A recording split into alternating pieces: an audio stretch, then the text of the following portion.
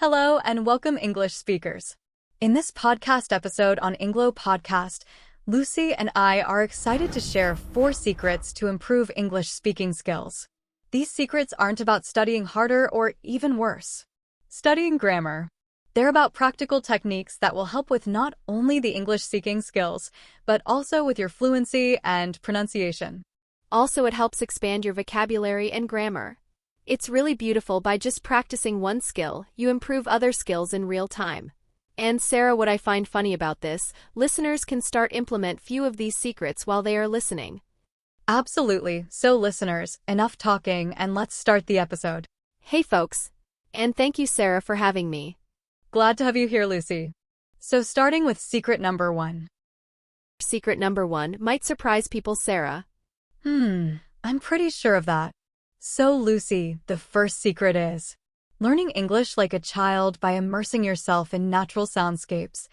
Lucy, we all know everyone speaks his language, but how did you learn it? Or were you born with it? Doesn't that sound intriguing? It does, Sarah. You know, it's kind of amazing when you think about it. How does a child actually learn a language without studying? I mean, they don't sit down with flashcards or take notes. So when we talk about learning like a child, we're talking about what kids use to learn a language. Passive listening, right? That's right, Lucy. It's about absorbing English without stressing over understanding every word. Screw the complicated vocabulary. You know how children just soak up language by being around it? They don't do anything but listening, and that's the idea here. Right. They don't sit down with a grammar book, they just listen and pick things up naturally. And the key here is to surround yourself with English daily. I always tell people, think of English as the background music to your day. That's a great analogy. Whether it's having an English podcast on while you're cooking or listening to music in English as you drive, it's about creating an environment where you're constantly exposed to the language. Just like a kid in the US, constantly exposed to English throughout his life, and over time, he starts picking up the natural rhythms and intonations without even realizing it. And guess what? A couple of months and the kid is speaking English. Imagine yourself that kid, listeners, and do the exact same thing. Yeah, and that's where natural pattern recognition comes in. You start recognizing how sentences flow, the ups and downs in speech, and it all happens subconsciously without you knowing. It's like your brain is training itself to understand the language without you having to actively focus on it. And what's cool is that this unconscious repetition, hearing the same words and phrases over and over, reinforces those language patterns in your mind. Before you know it, you're using them yourself without even thinking about it. Because even if you speak English and you think about it while speaking, then you didn't learn it. It has to become a second nature. It's like how you learn lyrics to a song after hearing it a few times. You're not trying to memorize the lyrics, they just stick because of the repetition and the context. I agree. And that's the power of contextual acquisition. What that means is that when you learn English in real-life situations, it feels more intuitive. You start understanding the meaning of words and phrases based on the context in which they're used. That's a good point. It's not just about learning words, it's about understanding how to use them in different situations, or else why would you learn a bunch of words only to forget them? And the best part?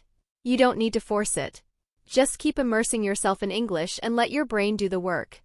Totally. That's what I'm trying to say. Learning English or any language is way fun if you know how to do it.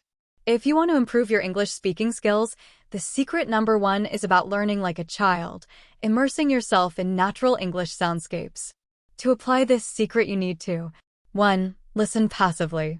2. Surround yourself with English as much as possible. 3. Let your brain get used to English. And finally, trust the process, and you'll see the difference. Couldn't agree more. Sarah, in places where people speak English natively like the US, they have English a part of their daily life. So does you, listeners, you need it as part of your life. You summed it up pretty well, Sarah. Thank you. Okay, Sarah. Now this is the most effective one out of all the secrets we revealed. I guess so. This one I definitely believe is a game changer, right? Are you kidding? Absolutely. So ladies and gentlemen, the secret number 2 is pick, mimic, and master. Be your favorite star. I mean, who doesn't want to sound like their idol? Exactly. And here's the thing, When you pick someone you really admire, like an actor or even a character from a show, it makes you feel more connected. You're kind of stepping into their shoes, right? That personal connection makes the whole process so much more enjoyable. I agree. If you're watching someone you admire, like say Leonardo DiCaprio or Jennifer Lawrence for example, there's this motivation that kicks in. It becomes easy to just learn English while you're doing the thing that you love the most. Yes, and the coolest part is, you're not just learning words. You're picking up their tone, the way they use slang, even the gestures they make. Of course. And those small details make a huge difference in how fluent you sound. It's like the difference between just speaking English and really sounding like a native, which is a big difference. I would like for me to have nice English and sound like a native, rather than having an excellent English but I sound like I learned the language yesterday. Right.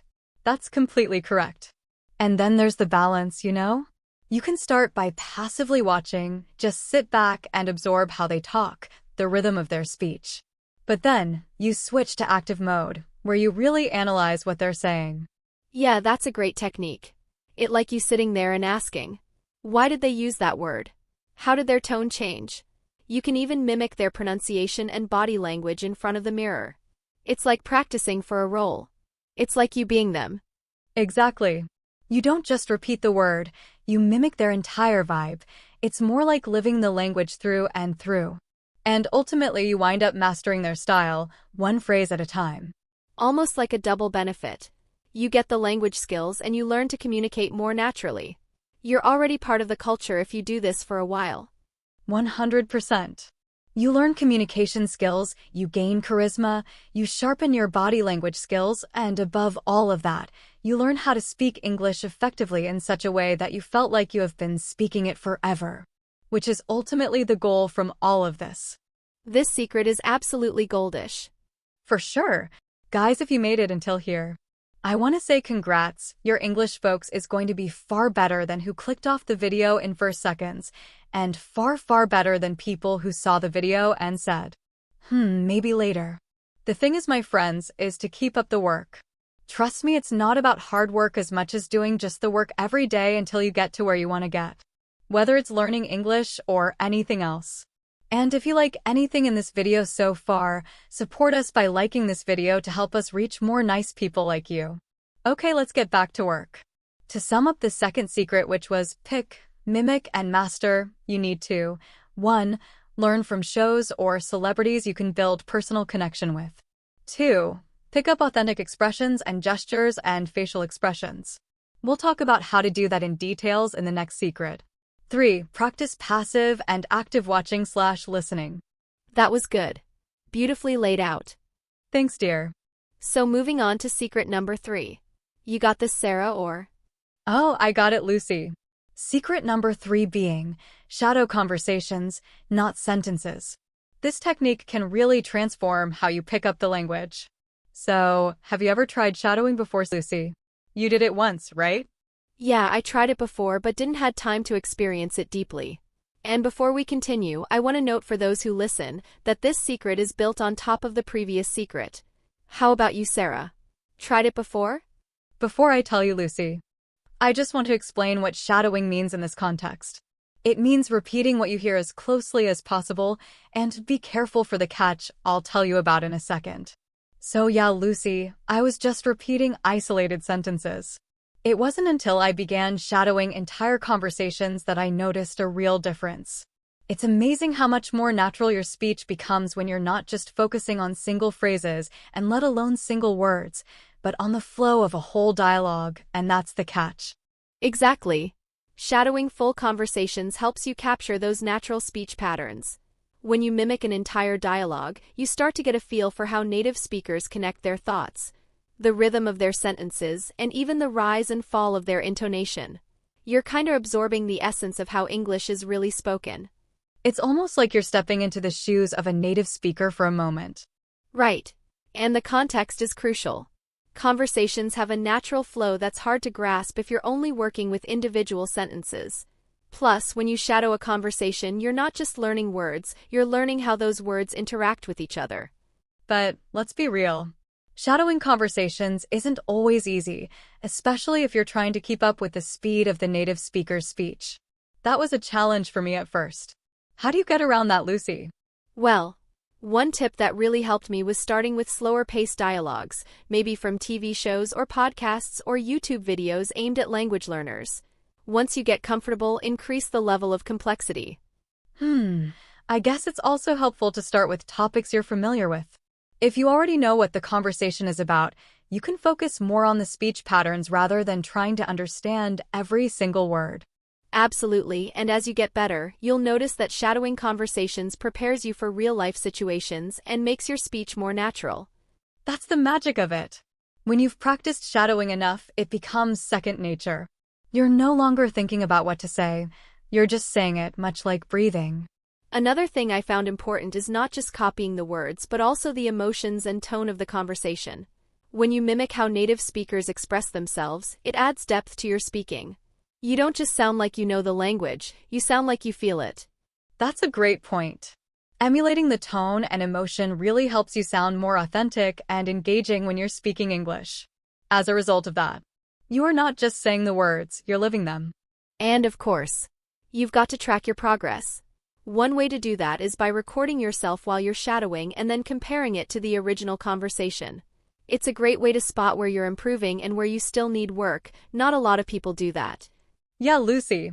This is underrated. While you learn you need to reflect, it's great to see how you speak.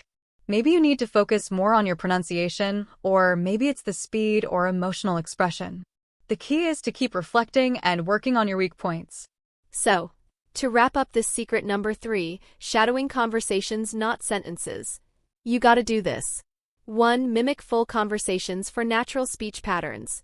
2. Practice shadowing on easy conversations. 3. Copy emotions and tone to sound more natural. And a bonus tip, track your progress and adjust your shadowing practice. If someone tries only the secrets we have revealed, they'll be amazed at how much confident and natural their English will sound. Without a doubt. And you can see, Sarah, that these secrets are connected with each other. Yes, they are. Now we continue to reveal the secret number 4, which is just as important as the previous ones. Definitely. The fourth would be, transform daily tasks into language practice. This one is the most fun and practical thus far. It's such a cool way to learn. Sure. Integrating English into daily tasks helps you practice the language in real-life contexts, making it really practical. Practicality is everything for me. And this secret, Sarah, makes practicing feel less like a chore and more like just a natural part of your day.